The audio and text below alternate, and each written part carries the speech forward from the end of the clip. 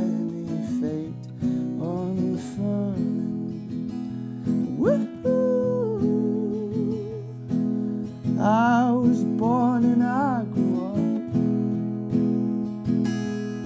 I met a girl and fell in love. I went mad and took some drugs. I found God and I woke up. Woo-hoo. And now I can't seem to see what the difference is between our world and dancing speck of dust and me. Woo-hoo. Woo-hoo. It seems important matters are at hand. Well, apparently I have now become a man. I'll do my best to be the best I can before my little castle turns to sand. Woo-hoo. And I'm thankful I've these people by my side. And I'm thankful that I'm here and that I'm alive. And now take all of these lessons in my stride. 'Cause if life is the question, love is why. Woo-hoo. I said I was born and I grew up. I met a girl and fell in love. Oh, I went mad and took some drugs. I found God and I woke up. Woo-hoo. And now I can't seem to see any difference between our world and dancing speck of dust and me. Woo-hoo. And I wish that I could turn back time and put right whatever I've done wrong. But my love, it's over now. And all these things are said and done. Woo-hoo.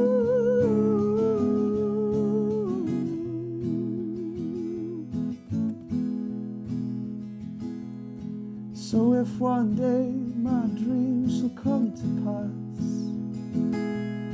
and if one day into the void I am cast, 'cause me included nothing lasts, I'll go with a whisper to the nothingness, my sweet love.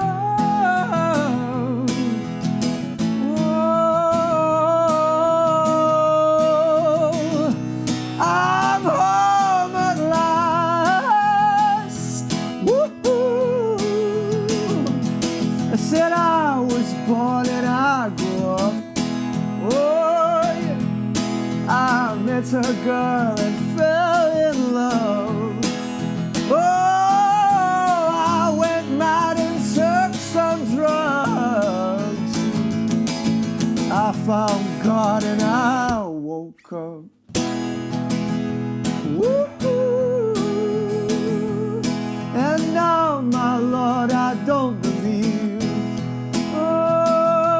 there's any separation between you and dancing specks of dust.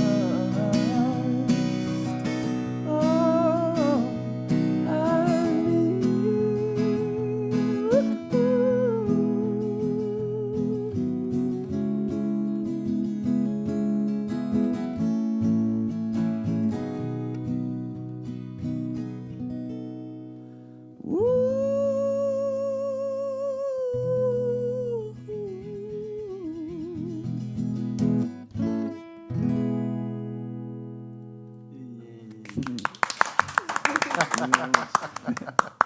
What a beautiful way to spend Thursday afternoon.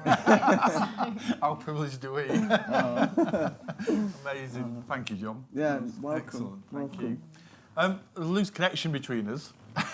Sense yoga.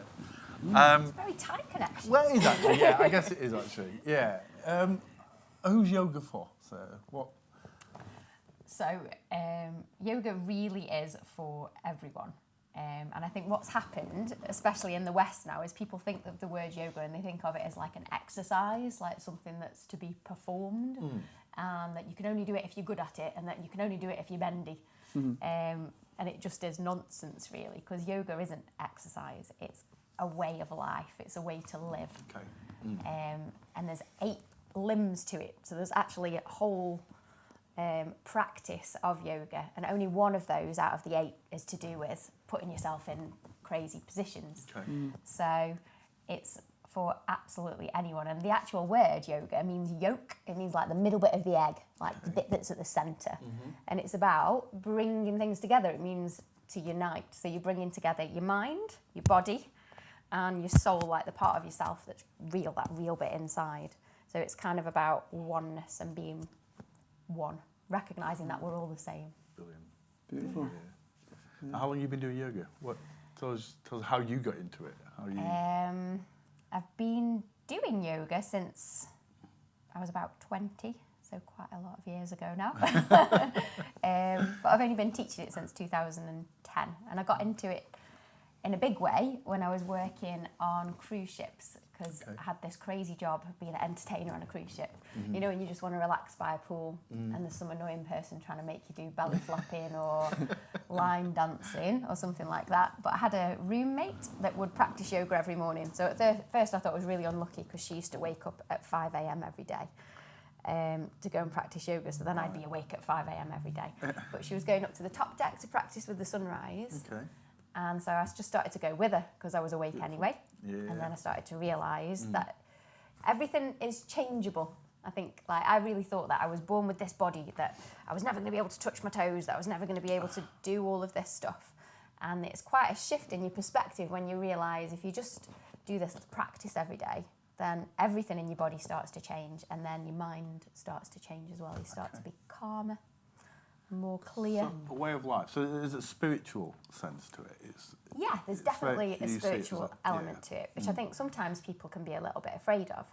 But being spiritual really is just considering life and really thinking about why we're here, what it's all about. And that thing that I was talking about before, that idea of oneness, like sort of looking at our fellow human beings right here and really sort of looking at yourself as well, understanding yourself and recognising that deep down we're all the same. Which is why I love travelling, because when you go travelling you see people from a different country and they've all got different language and a different way of living, and sometimes it can feel quite strange, and you start to, but if you stay long enough you always start to realise that these people are the same as me. They're all asking the same questions, they're all doing the same thing with their life. All living life. Yeah. And in it together. Exactly. There's a very spiritual sense about your music, John. Is that, how would you describe yourself? I'm a very spiritual person, I suppose. That aspect of my life is very strong. It's a very big, important aspect of my life, and I practice yoga and as a system, and I do the asanas, so the stretchy, bendy bits, and I meditate and I have a guru, I have a teacher, a guide, and it's transformed my life really, and it is my life really. I can't imagine my life without it, because before it I was really suffering, I was really quite intensely suffering and not very happy, and it's saved my life, and that's what you've just been singing about. Yeah, and it's what I convey through my music, it's and because I couldn't really do anything but, I suppose, because I really cannot force myself to write a song that I don't care something about or that isn't expressing a real part of myself. I can't sit and write sort of boy-girly songs, so that, you know, or whatever. So when I do, it's always got an element of that involved, you know. So. Is it important to have a guru? Is it important to have somebody to... How does that work? Is it... I mean, so scriptures would say, because I'm a Hindu, and Hindu scriptures would say that a guru is absolutely necessary. Okay. It's like, it gives the analogy of if you were a blind person and taken into the middle of nowhere, you would struggle to find your way home. And the guru is a guide, is somebody that knows the way and can take you there and lead you on your own personal journey to finding it within yourself. But you know, gurus are... The word guru has obviously got Eastern connotations, but if you replace it for mentor or teacher or whatever, the whole experience of learning is heavily reliant on a teacher, and it's so beneficial to have somebody that knows more than you, you know, that's got a bigger bubble. For then you to expand into. Do you know what I mean? That's interesting, because you were telling me a story last week, I think, about your journey which one? in yoga, in your journey in yoga, and about discovering something that maybe you weren't necessarily doing wrong, but it didn't sit right with you, and that was down to somebody. Yes, I was actually. Because I guess I have gurus in a sense, because there are lots of people that I learn from. And I had this experience of doing my first teacher training in India, and I had 3 different teachers, and they were all very inspirational people. And they were teaching me what I should teach. And I think it was a good place to start, to have a grounding, to learn like the structure and like the anatomy and the philosophy and everything. But then what happened was I came back to the UK and other places that I'd lived, in Africa and Spain and other places. I started to teach, but I was teaching what they taught me to teach. And I found it quite difficult because it wasn't really coming from my heart. I was giving instructions like, your back foot needs to be 90 degrees to your front foot, and you need to be like this, and you need to do this, and you need to do this. And it really didn't sit well with me. And then after that, I did some other training, and I met someone who now I guess might be my guru, who practices something called Anukalana yoga, and it's called integration. So it's bringing together, this is his way of talking about it, the ancient practices of India with the ancient practices in China and places like that. So there's a bit of a Tai Chi element and a Qigong element to the yoga. Okay. So it's a bit softer and it's something a bit unusual. And I love it. And I did his teacher training as well. Yeah. But I think what was important about this teacher training was seeing him practice. It was very similar to how I practice when I'm alone at home. Because it feels right for me to be a bit more... I'm a bit of a dancer as well, and I enjoy, like, turning my body into a jellyfish and, like, that kind of thing. So when I'm at home, I wasn't doing Trikonasana like this. I was actually playing around with Trikonasana, and that's what I think there should be an element of that. This is from my heart now. Yeah. So when I'm teaching, like, what I actually practice myself and what I feel is the right thing to share. So it was quite an important shift for me. Yeah. It's a westernisation of yoga, isn't it? To be like, your back foot must be 90 degrees, and it's all completely focused on your physical form. But like the original intention with even the asanas, they're supposed to be like a prayer, to God, you know. And so they're not. It's more to be focused on. You know, your intention and your energy in doing the poses and focusing on within yourself, and you know, like you're saying, doing it from your heart, rather than like it just being a purely physical and exact sort of sort of exercise. It's not just an exercise. It's not just a form of exercise, is it? And even in a simple way, we've all got really different bodies, so it doesn't make sense for us all to be trying to do the exact same pose. For me, I don't think it makes so much sense. No, It should be It should be an expression of something that's inside of you. And if your back foot wants to do something slightly differently, then I think that should be fine. And I like that in practice as part of your yoga sessions that I've been to. Is it's very relaxed. It's very if you're not happy doing this, if you don't feel like, then this is what you should do. And it's all about how you feel, isn't it? Yeah. Which is really good. So you were both involved in the Mooncow Festival. Yes. Have I got that right? Yes, that's right. It's the Mooncow Festival. Which is coming up for the second time at the end of August. Yes. Yeah. So it's on the last weekend of August, the 30th and 31st of August and the 1st of September. Yeah. And it is a festival, so it's not like yoga classes in a traditional way. It's quite playful, yeah. I'm glad you came up with that word. Yeah, it's about kind of the idea of the moon cow. It came from the fact that there are cows on site. It came from the fact that there is a cow pose and a moon pose, but also the idea of the cow jumping over the moon, like taking that leap of faith and being a bit more like a kid in life, like trying things out, being curious and not being afraid of just having a go at stuff.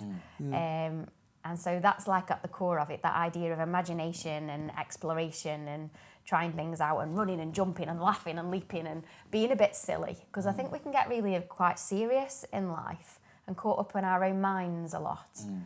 And I think it's a good idea when we feel ourselves starting to get too serious, starting to take a bit of a holiday and have a bit of a laugh. Brilliant. And you played there last year, John? Yeah, I did. I had a great time. Yeah. I had a really great time. It was lovely. It was wicked. I couldn't stay for the whole thing, unfortunately, because I had another gig to get back to. Yeah. But I wish I could. Hopefully I will be able to this year. Yeah. I'm looking forward to playing again. Yeah, it was brilliant having John there. And we had all kinds of other activities as well, so he was getting involved with the archery and axe throwing. Loves the axe throwing. Never felt so, so, well, I don't know what the word is, manly, I suppose. In my life, I did it and I was just like connected to my inner Viking or something. Didn't know I was in there. Just like, yeah. This just feels right. It was great fun. So you're going again this year? Yeah. Just going for the axe throwing. Sorry. Just the axe throwing. Sorry. Your yoga's obviously amazing, but it's the axe throwing that sold it for me. Oh. So it's in Wales? Yeah, it's in North Wales, in between Conwy and Llanrwst. So in the Conwy Valley. Okay. And it's just a big sort of farm, barny area, which we hire the whole venue. And then there's yoga, other yoga teachers teaching their kind of yoga as well. I'll be doing some Mooncow in it. I'll be doing some acro yoga as well. And last year, my friend yoga teacher Martin was demonstrating with me with a giant unicorn head on, which you might have seen in the video clips for. So there'll be a bit of that again. And yeah, it's just open to anyone. When you were asking me at the beginning who is yoga for, it really is for absolutely anyone. Like, kids can come along, grandmas, granddads can come along. You don't have to look a particular way, you don't have to be a particular way, you don't have to feel a particular way. You can come along with all of your stuff and all of your Can you come along the day? Is it the whole weekend and people stay over or what? Yeah, most people I think will be staying for the full weekend, but if you just wanted to come for the Saturday, you could. Because the Saturday daytime, there's an option just to buy a Saturday ticket. Oh, okay. Or you can come, stay over on the Friday night, stay over on the Saturday night and stay for some of the Sunday as well. Brilliant. Okay. John, you're gigging loads at the moment. I am gigging loads. I've seen your name everywhere. I am gigging a lot. It's the simple reason why is that it's my job, and and it's my way of earning a living, and I'm kind of dedicated to pushing it forwards and to growing and to sort of uplifting people through music and stuff. But I have been gigging a lot. I enjoy it though, You're involved in a charity thing at the moment. Tell us a little bit about what that is and the competition to go with it. So the I mentioned that I have a guru before. She's a humanitarian called Ramana Devi, who's UK based, and she has a charitable organisation called the Shiva Trust, and I am a trustee of the Shiva Trust.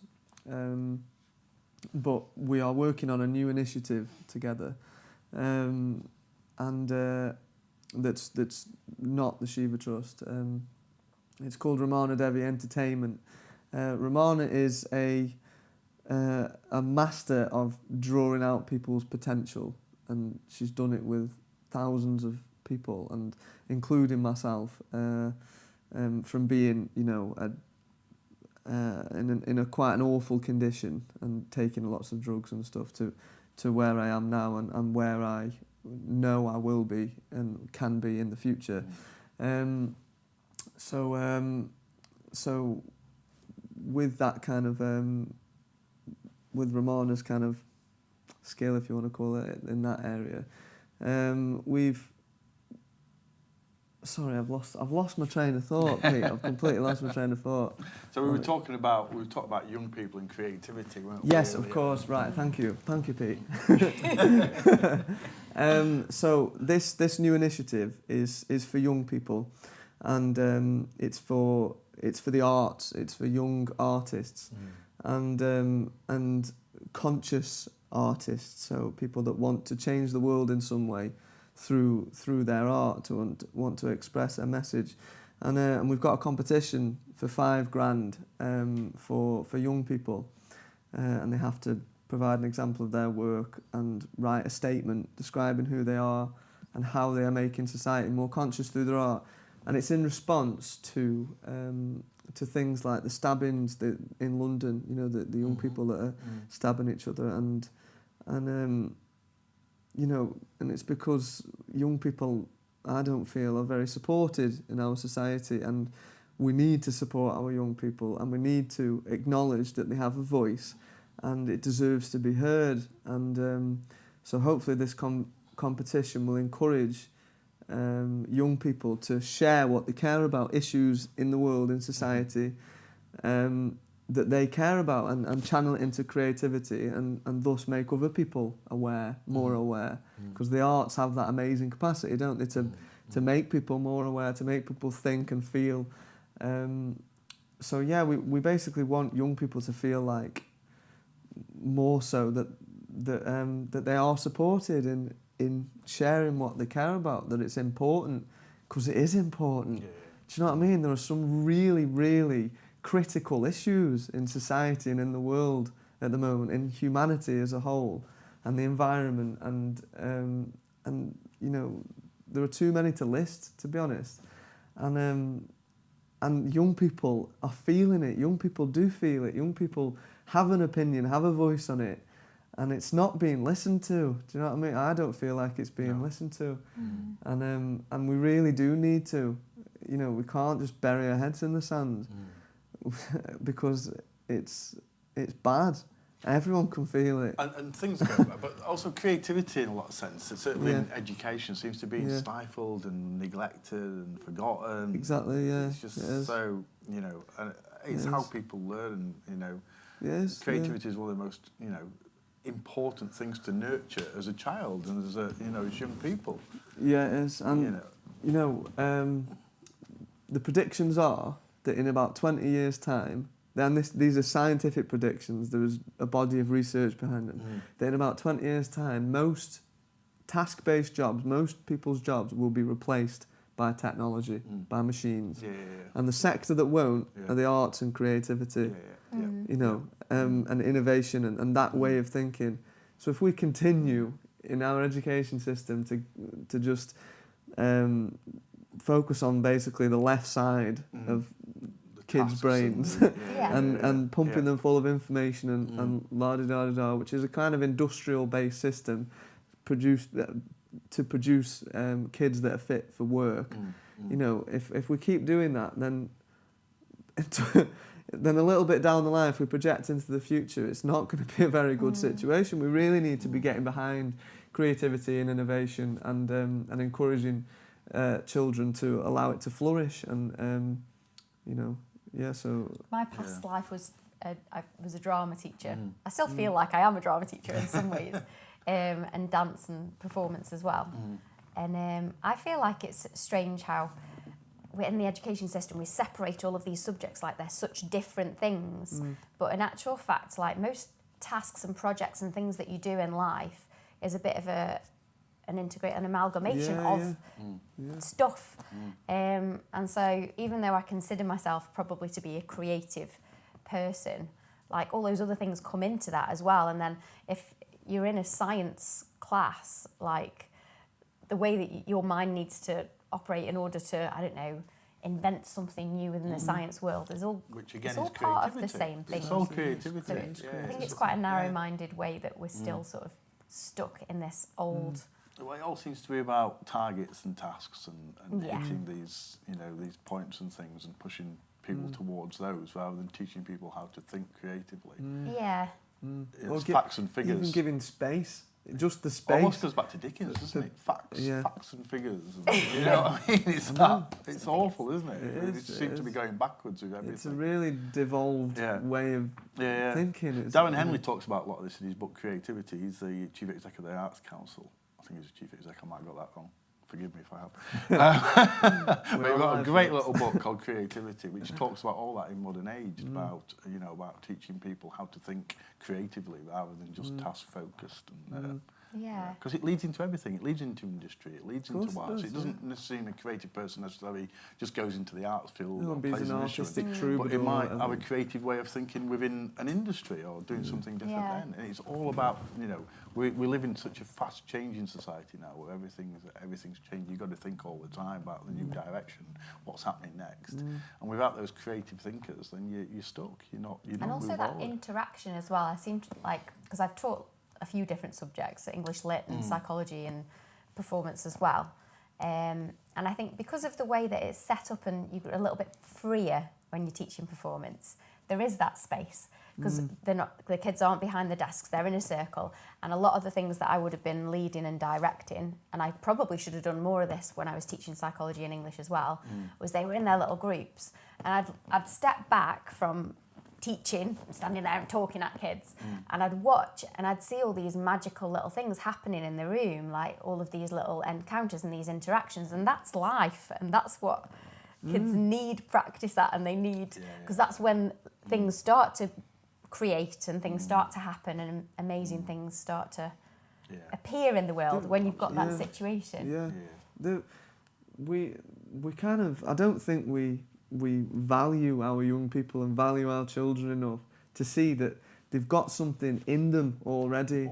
We're trying, like, as a society, we try and put, all the time trying to put things into children and, like, put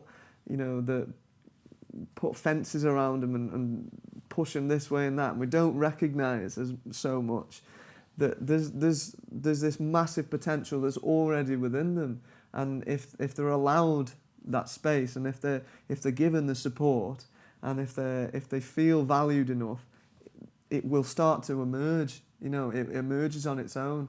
It's a confidence thing. It does. Yeah, it is a confidence thing. Into being confident it's a confidence and being able thing. to do stuff. Yeah. And we can either allow that to happen and be supportive for kids to express and explore and be creative, or we can bloody beat them into submission and kill that confidence so that they grow up not feeling able or feeling too inadequate to try something new or to create something or to. It does feel like the education system is stifling people. I agree. Yeah. And kids say that all the time. All the time. Yeah. Kids say, "What's the point in doing this? I'm never going to use this." Yeah. Someone that's dead autistic, and a kid that can create something beautiful out of wood, and he's sat in an algebra lesson going like, "I'm never going to use this. Why am I learning this?" And we're still going, you Well, need to do it. you have to. Why? Yeah. Why? Even as a teacher as well, we're kind of like, I was sort of channeled into this, like, come up with an objective. What is the objective of this lesson? What must all of these children learn? Lesson plans and things. I and used all to that. hate And- it. Like, yeah, it really didn't sit right with Yeah. me. Because how do I know what it is that they're going to learn? Like, very specifically. Like, if I put this thing up on the board saying, this is what you will do today. This is what you are going to get out of this experience. In actual fact, there might be a whole sea of things that they're going to take out of this experience true. of this lesson that I have no idea about. And so That's interesting because it's the other That is side, isn't it? Because what you're having to do is taking the creativity out of what you're doing as a teacher. yes, exactly. It's true. crazy, Isn't it? really. It's crazy. You know. Yeah. Yeah, absolutely. And I don't know about you, but my childhood was changed through good teachers, through a few Yeah. really the odd good, one. really inspiring teachers Yeah. who really inspired me to do different things and try different things, which is great. But if you're taking that creativity out of the teachers in the lessons, how are they going to pass on that? How are they going to be great role models? I mean, I think teachers if all they get do is around ticking it boxes? still. I think they do, and there are some fantastic teachers. And I It's know, just the There structure are. and if you watch doesn't them, make there are a lot of sense great anymore. teachers. There are, there yeah, are. Yeah. There's a lot absolutely. of, you know, Yeah. great people. But in the world, aren't system there? seems to be against that to some extent. Because it's against all about those grades great and teachers. yeah. Yeah, There's a Data. phenomenal It's a amount real of shame. pressure.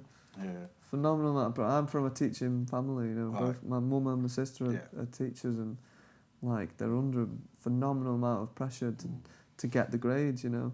And then the schools are funded based on how well they do. Yeah. And do you know what I mean? So Yeah, how long is that? I know. Yeah. you know, It's so not a factory, like the kids aren't products that you're just churning out. They're people and they've got a yeah, lot you of know. different things going on. And and I know it might seem dark or whatever, but you know kids shouldn't be stabbing each other, and they shouldn't be taking drugs, and they shouldn't be, you know, like nearly 1 million young people are NEET, not in educational employment or training. You know, there are real warning signs, and I think there are serious things that we need to look at, and it seems to me that young people are up for like saying we really need to look at this, and then a lot of people are like, well, nah, like, no, I'd I'm rather too It not. takes comfortable. a I'm lot too of comfortable in my courage, though, situation yeah. at the moment. I don't really want to know about that. I don't want to see that. Yeah. That's what people are saying, I Yeah. think, essentially.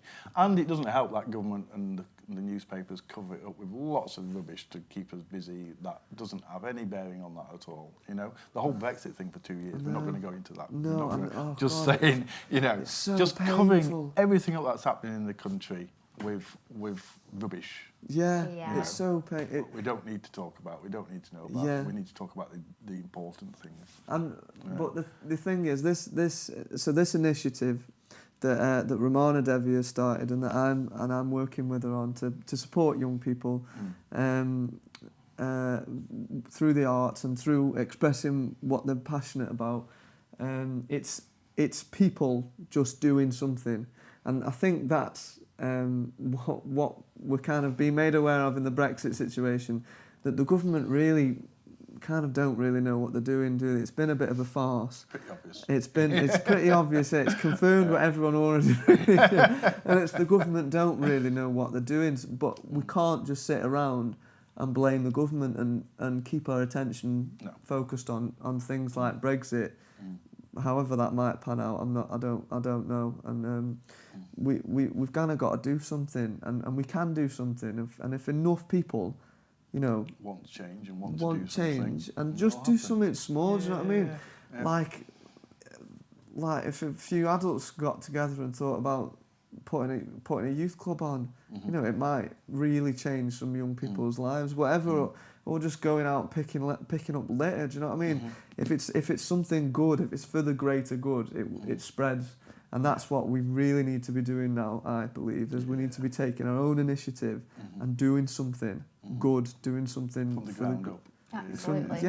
from the ground up. We can't sit around and wait for, you know, that I don't even know what to call them. Like, and I know the people, and I don't want to be too disrespectful because they are people, and it must be. I wouldn't want that job. Do you know what I mean? I don't want to be trying to sort that mess out.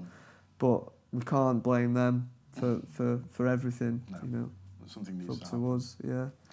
You've written a new song, working on a new song, talking creativity. Yes. Yeah, supports the campaign. Tell us a little bit about that. So yes, it's it actually came out of self-development sessions that I've had with Romana that are going to be part of this service.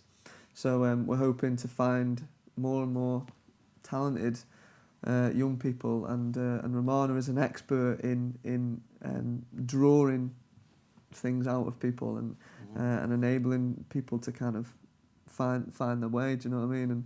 And work through their issues. So this song has come out of that. Okay.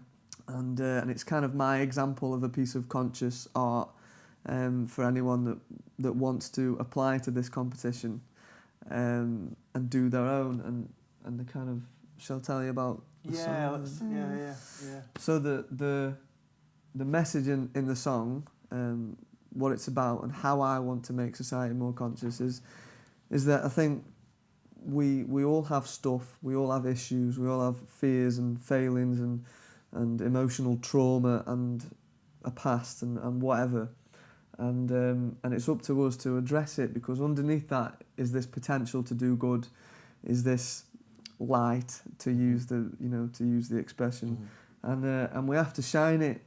You know, we have to work through our stuff, because the world isn't in a good way, and until we work through our stuff, we won't be able to make a difference. But we can, and everyone can. It's within everyone to do something if you face up to what may be stopping you. So that's what this particular song is about. You're going to play us out with that? Yeah, That would be great. yeah. Cool. Thank you. It's called Plain Sight. Excellent. And just while you do that, we're going to play out with this. So it's just been great to have you both been here today. I think the universe brought us together today. Yeah. That's fantastic. Thank you very much, both of you.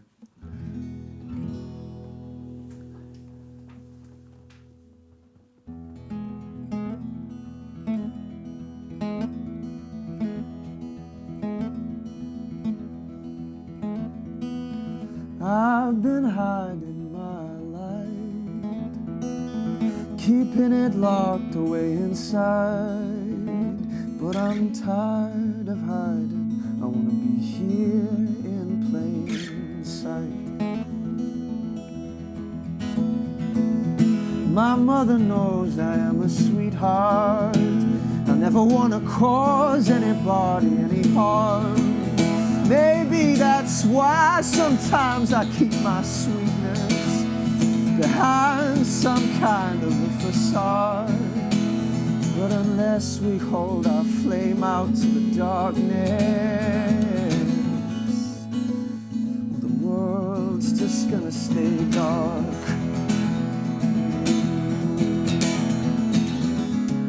Cause it's better out in the open.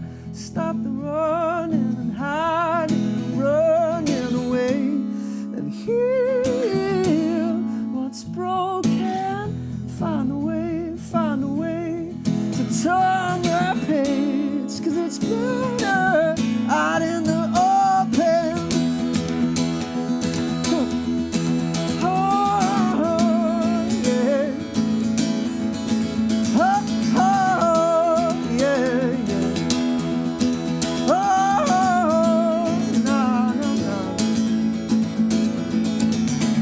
Everybody's got a monster living underneath their bed at night. And if we hide our head beneath their covers, we'll never get a moment's peace within our minds. We gotta get up and say hello, shake them up, say off you go tonight.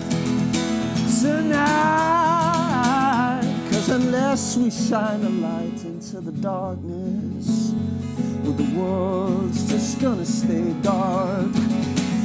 So here's my little light in the darkness. Now come on, and show me who you are. Hey. Cause it's better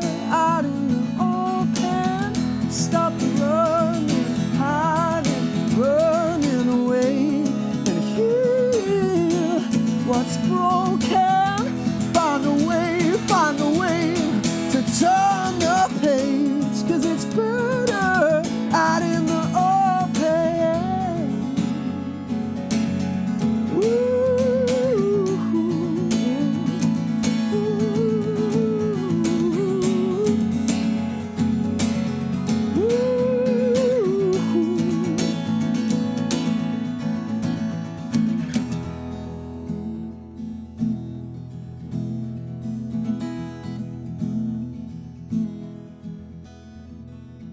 I've been hiding my light, keeping it locked away inside. But I'm tired of hiding, I wanna be here in plain sight.